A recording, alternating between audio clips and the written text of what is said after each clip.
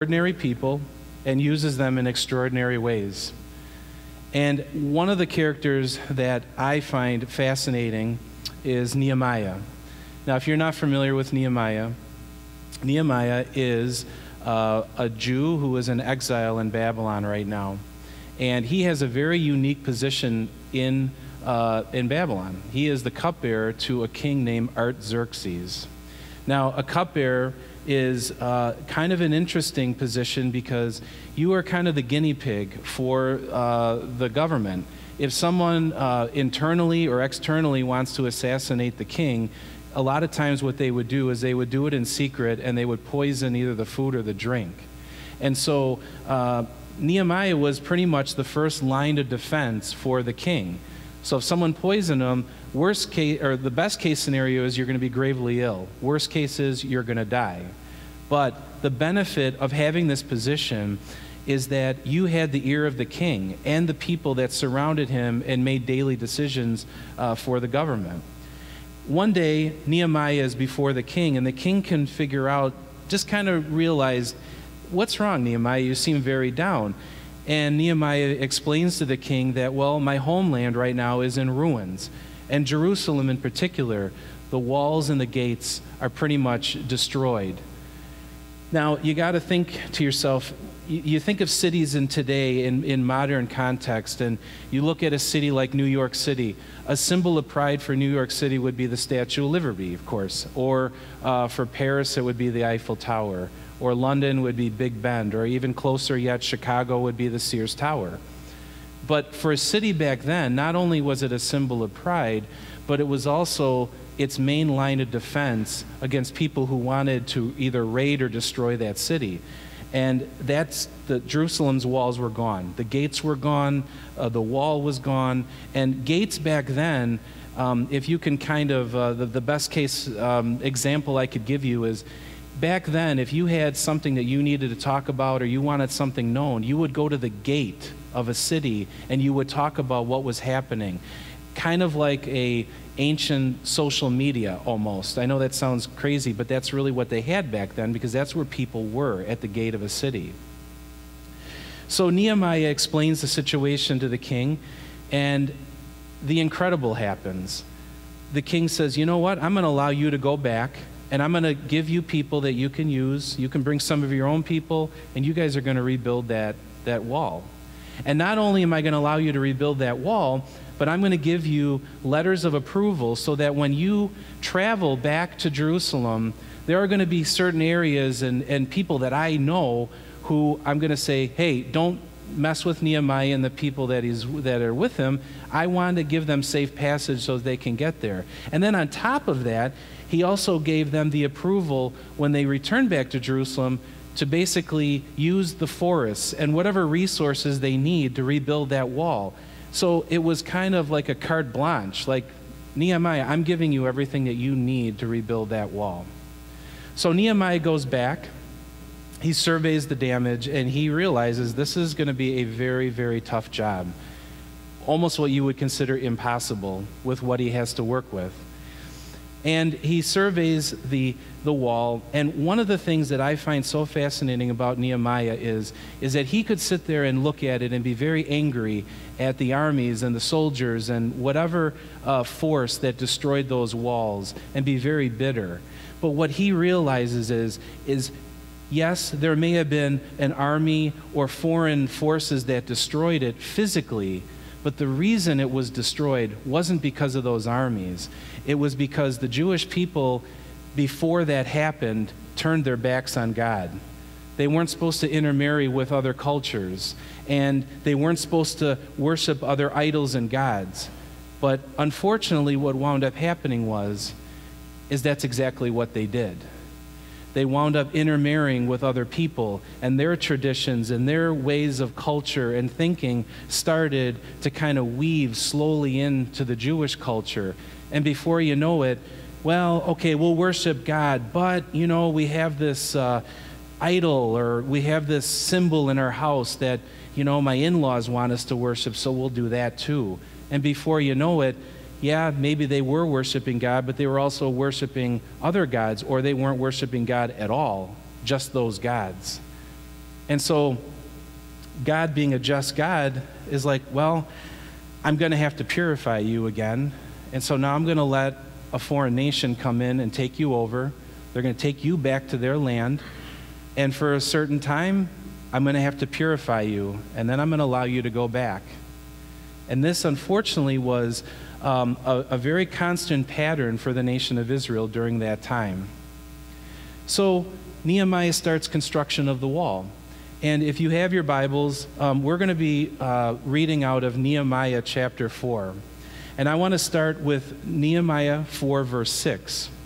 So we built the wall, and the entire wall was joined together up to half its height, for the people had a mind to work. So things started to progress very, very well and rapidly. Their heart was in it. They were very encouraged. It's kind of like starting a project at home. You get very excited. You want to see the end result. And so they made it about halfway, and they were making terrific progress. Well, what winds up happening is unfortunately, we have an enemy in this world, including ourselves and Satan and the world culture. But Nehemiah and his friends and his cohorts were being attacked. And there were 3 regional governors in this area, and their name was Geshem, Sanballat, and Tobiah. These aren't just any governors. One was an Arab, one was an Ammonite, and the other one was a Horonite. And you think, well, what does that mean to me? Okay, so what that means is that these are people who descended from a people who were displaced by God purposely when the Jews started to come into that promised land. They had a real bone to pick with Nehemiah, and the idea of having Jerusalem being rebuilt would almost be like having like a Russian or Chinese war memorial built in the heart of Washington, D.C. That's how, I'm trying to give you a context of how angry these regional governors were, because before the Jews entered the promised land, they had established cities and towns and trading and everything else, and God moved them out of there. And these people didn't forget that. And so now they're very upset at the fact of having Jerusalem, of all things, being rebuilt in the land that was once ours. And they made life miserable for Nehemiah and the people that was helping him. By the time we get to verse 9 in chapter 4, it says, "Nevertheless, we made our prayers to God, and because of them, we set a watch against them day and night." So at first, building is going on awesome. Everything's moving along.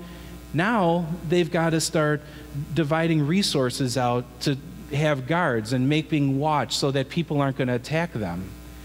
So now the stakes are getting higher. It's getting more difficult. They're realizing that no good deed goes unpunished, unfortunately.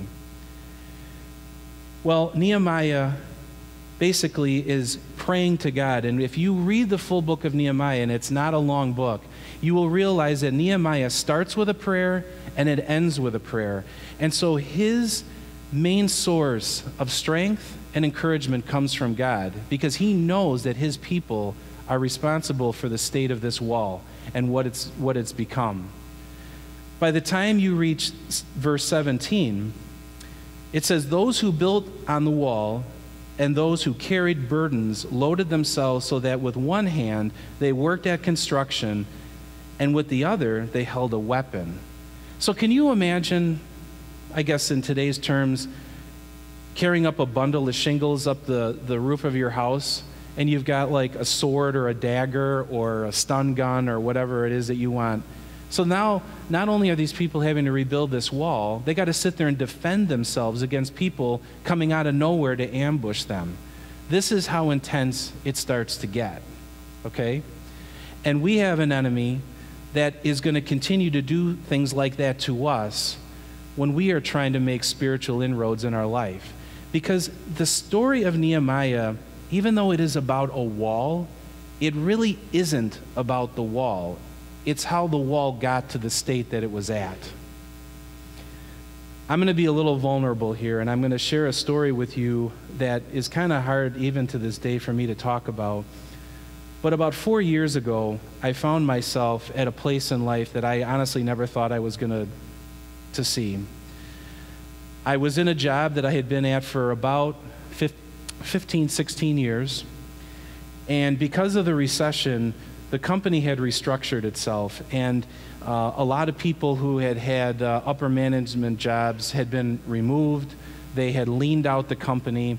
And at that time, I had been working for the sales manager. So I was dealing with sales reps and executives and things like that. And basically, they came to me and they said, Kris, either you make this decision or you're not going to have a job, but we're going to give you a different job.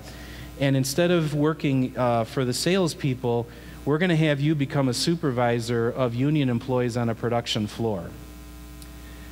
At first, it started out great.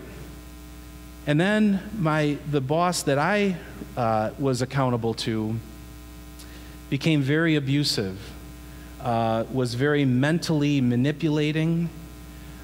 And then the people that were under me on the production floor, it just became all unraveled. Instead of me doing my job, I had to sit there and spend time in union arbitration meetings and legal proceedings and all sorts of things that I had no experience with. And there were other things that were starting to hit me at that time. There were things that I hadn't really dealt with in my past. And I was getting very overwhelmed. There were relationships in the family that I grew up in with my brother and my sister, and my dad was in very poor health, and unfortunately, the relationship that I had with my dad was really struggling at that time too. But to make matters worse, the time that I spent in reading God's Word, my prayer time, all was suffering. It just really became more of just a habit, or I'll try to fit it in.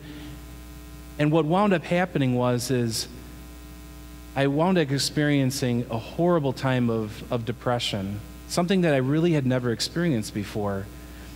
And I have no doubt that Satan was accusing me and whispering things in my ear. And I came here to the river because they were having a prayer and healing service. And there's a couple that was praying over my family that night. And they prayed over me separately at the end. And the wife of this couple said to me something that I'll probably never forget. And she just said, Kris, the enemy has made an illegal entry into your life, and you are going to have a very long battle ahead of you to get back on track. And, I'm sitting there thinking to myself, okay, well, what do I have time for? Maybe by the weekend we can get this all straightened out. I don't know. It was very unreasonable, but I just didn't have time for it. Well, I didn't see the light of day from this depression for another 2 years. It took that long. The day that it broke, and I'll never forget it, is we were preparing a birthday party for my 2 girls, and it was at the end of January. And they were going to have a birthday party with some friends at a bowling alley in Lake Geneva. And I awoke to our phone ringing in our bedroom. And it was very early. It was probably like 5:30, 6 o'clock. And as soon as I could see the number on my phone, I knew exactly what had happened. I answered it, and my father had passed away. And he had been living at that time down in New Mexico during the winter months with my stepmom. Now, you sit there and you say, okay, well, Kris, you're a grown man. Your dad was in his 80s. You should kind of be over all that stuff. And you're right, to a degree.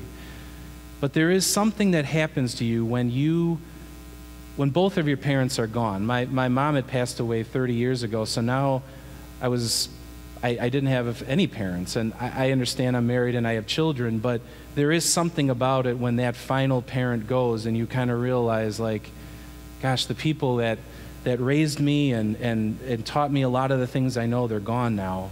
And my dad wasn't really there, for me to even see him. We didn't have the memorial service for him until about 4 months later. I can remember that morning very vividly because for whatever reason, I had to drive to the birthday party by myself.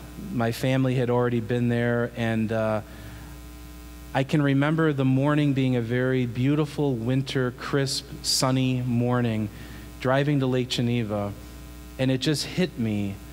And all of a sudden, there was this heaviness that started to be lifted. There was a freedom that I hadn't experienced in about 2 years. And it was almost as if God was in the passenger seat of my car with a toolbox, basically saying, hey, Kris, let's start rebuilding that wall.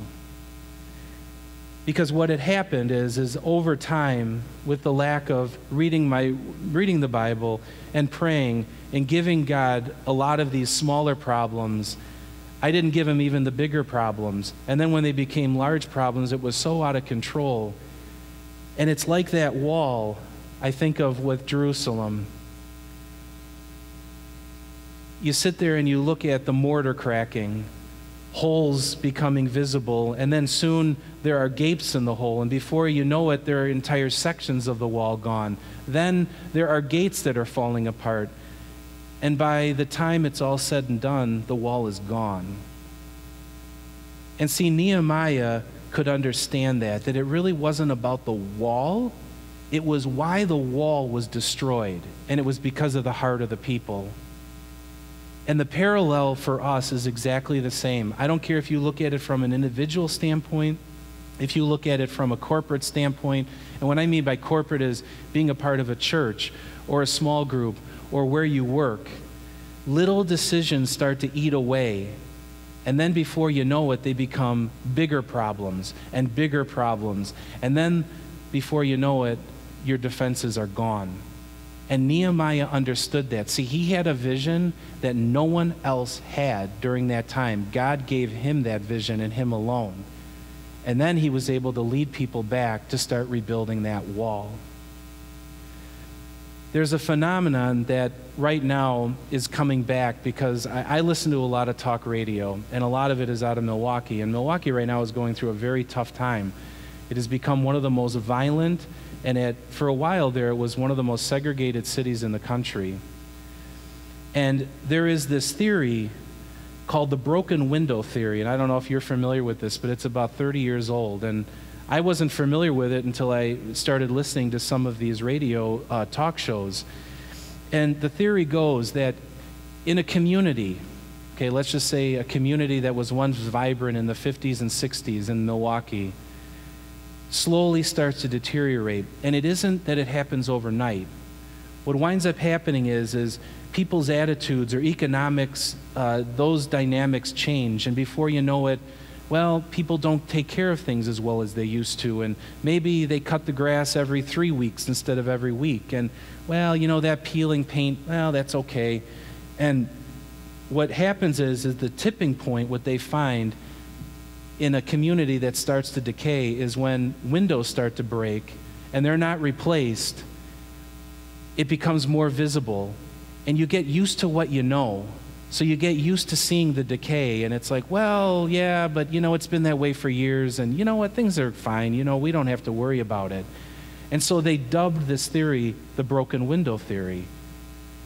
And that's what winds up happening to communities, where things start to change slowly and gradually, and before you know it, the city or the urban area or whatever it is overrun with problems and crime. It's exactly what happened with the nation of Israel. The small decisions started to add up, and before you know it, their walls were broken down. By the time you reach Nehemiah 4:20, okay, the wall's built, and the impossible was made possible. They built it in 52 days, which was a remarkable feat for them to rebuild that wall. But the thing that really is remarkable is Nehemiah's attitude about the whole thing. But by the time you reach verse 20, he says, wherever you hear the sound of the trumpet, rally to us there. Our God will fight for us. That was his attitude throughout that whole process. And because of that reason, they were able to rebuild that wall. It was a defense, a symbol of pride for the nation or the city of Israel, but also for the nation of Israel as well. Jerusalem meant a lot to those people. I can't imagine seeing my home destroyed, my loved ones taken from me, and then I'm taken to some foreign land and processed, and we're going to put you here and have you do this. I can't imagine the type of psychological discouragement that would inflict on me, not knowing where people I loved were. Were they dead? Were they alive? Are they here? Are they back in? in Israel, I don't know. But that's what Nehemiah was facing. The thing that I look at from that time period when I was going through that depression, it was, at the time I was very bitter towards God. I felt that I had been very loyal to him. I had been very faithful. At that time, I was making the most money I'd ever made in my life. So from a financial standpoint, we were very blessed. But from a spiritual standpoint, I was pretty much almost done. I'll be honest with you, the depression hit such a place in my life that there were some nights I literally was praying that God would just take me in my sleep so that I could die honorably, my family could get the life insurance, and I could be done with it. I mean, that's how unreasonable my mind was thinking, and it really got scary. When I look back at that time, now, I realize that that whole time God had his arm hanging, wanting so desperately to get me out of it, but I wasn't ready. A lot of that depression is gone, but there's still enough of that hurt that sticks around. And I think the reason is because I think God wants to keep me on the path that I'm going. Because if I was left to my own devices, the wall would be destroyed all over again. And I think that's the lesson that God was trying to teach, the lesson to Israel. I want you to worship me and me alone, but you don't. You intermarry with other cultures. You worship other gods. And I would bless you so remarkably if you would just stick to the rules, but you don't stick to them. And so now I got to have an outside influence come in and purify you all over again. So my question to you is this: do you have any broken windows in your life? Are there things that you've gotten so used to, so comfortable with? You're like, well, you know, I've had good times and bad times with those broken windows, and you know what? It's fine. Nothing's going to happen. It's all good. Can you look at that perhaps maybe where you work? Maybe as a church, maybe being a part of a body of a church. Are there things that God has given you a vision and only you that vision for, like he did Nehemiah? You know, Nehemiah could have just gone on with the position that he had. He had a very cushy job.